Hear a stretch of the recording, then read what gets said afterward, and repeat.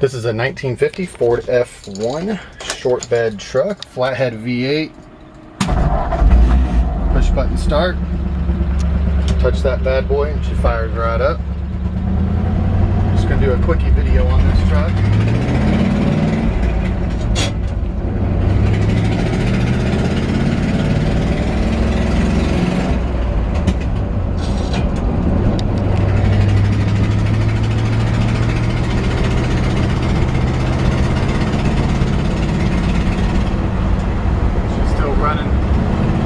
Cold, which is good. Better than running hot. It's got two brand new water pumps. This truck actually steers very straight. It's one of the more straight steering F1s I've had in a while. Really, really easy to steer straight down the road. Pretty much no play in the steering wheel, which is unheard of. Usually they have a good bit of play in the steering wheel, at least a little bit. This one really doesn't have any. Previous owner redid the brakes on this truck, and I didn't lipstick and rouge this truck up right now. Actually, I just pulled this out of the garage and to do a quick video on it, just for a couple of guys who have said they're interested in the truck just like it is. And when I say lipstick and rouge, I wasn't going to do a lot to it, but I mean honestly, I didn't even detail it. Usually I'd, you know, like clean up the floor mat, which looks like it would clean up pretty good. It's got one crack here, but nice thing is these floor mats are on eBay for $95, so put a brand new one in it. You know, I didn't clean the floor here, you know, just stuff like that that I normally would have done, because I'm kind of just throwing this one up as a grab it now for a little bit cheaper. The engine runs great. It's got a little right there. Got a little crack in the exhaust manifold, and eventually, if I was keeping the truck, eventually I'd probably just put new headers on it. They make the like hot rod headers. Well, of course, guys who are hot rodding these out, they take the original manifolds off. You could get a cheap set of original manifolds, and I'd probably detail the engine out. It's got two brand new water pumps. You can see those are new. It's got a new fuel pump in the back. It's been converted to a 12-volt system. It's got a 12-volt battery. Original air cleaner is nice to have. New gaskets and thermostats on the original radiator. It's got an auxiliary fan.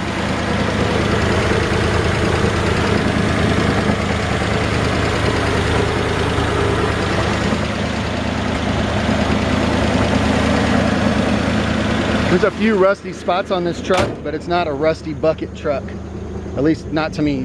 Different guys say different things, but I'm gonna go ahead and turn that off. And actually, when you kick this key on, listen. I don't know if you can hear that, but the auxiliary fan comes right on with the key. I personally don't think that that was necessary, but the previous owner, you know, these flathead V8s can.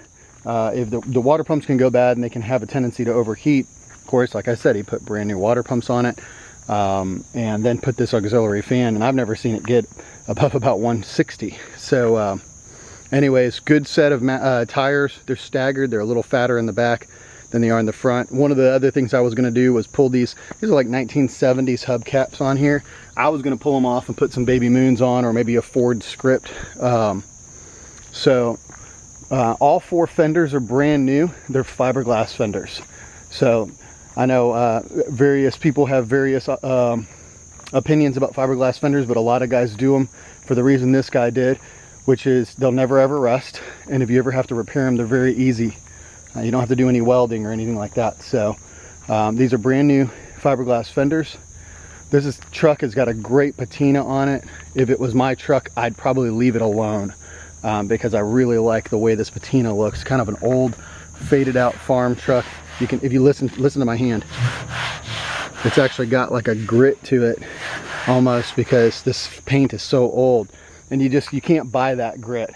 I mean, well, I say that I met a guy who paid $15,000 to have his truck painted similar to this. Couple of rust spots, let me point out. Little spot here where the paint's cracked through, right there. Spot on this right here, bubbling up. And I think a lot of this could be ground out. Again, if it was my truck, I'd probably do is grind out any of the body work that was there.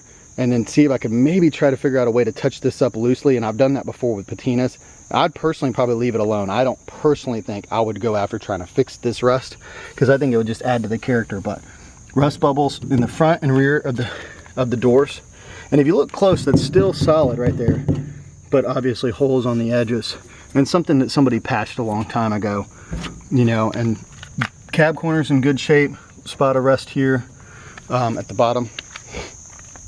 I believe, I'm not 100% positive, but I'm going to say that I believe that this is a 48 bed, but maybe somebody had this on in a 1950 model. From what I've learned, and maybe I learned wrong, the indentation here on the bed was only a 1948 option, but like I said, I could be wrong. Of course, the fenders are perfectly straight, and there's no dents or rust in them because they're fiberglass. So a couple of other spots on this side, same thing. You know, you can just see where there was some body work done years ago, and it's just old. Back of the door, front of the door, just like the other side, and this side of the hood. Looking at the bottoms of the doors, there's that where that's come through, just like the other side.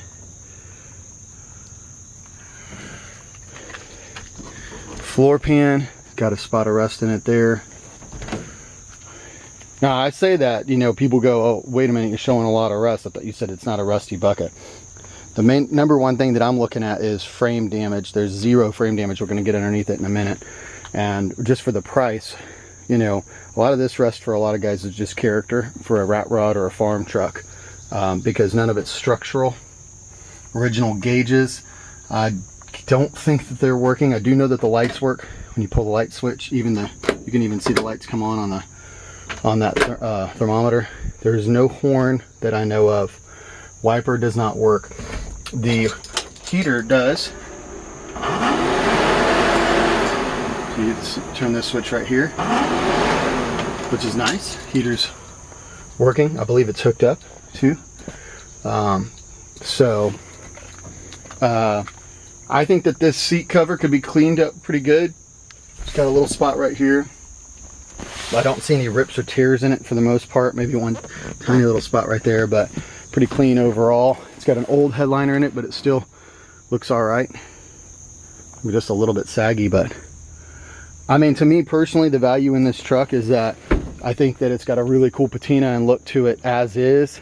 And like I said, if it was me, I'm not sure that I'd go after trying to clean up most of this rust, but maybe just grind it down, see what's there, and make it a part of the character of this truck. So when I'm thinking rusty bucket, like I said earlier, I'm actually thinking more about what's underneath the car or truck than I am what I see on the body, because all this stuff is easy to fix. Even if you want to grind that's a tiny little hole right there that's just bubbling up. If you grind that down, there's actually not a lot of rust there. Same here. So this metal work to be done on the body is not that big a deal. It's when you get up underneath it and you're looking at the frame and things like that, that's the place. And so this frame is all solid. These step ups, like I just showed, 100% solid step ups. Looking at the floorboards from in here, of course I showed you that one spot, but on the camera, the rest of these floor pans are in great shape. You know, again, that's another spot that a welder would just probably patch that side and not try to go after. Inside cab corner's got a couple little rusty holes there, you can see, but they're not all, it's not all 100% rusted out.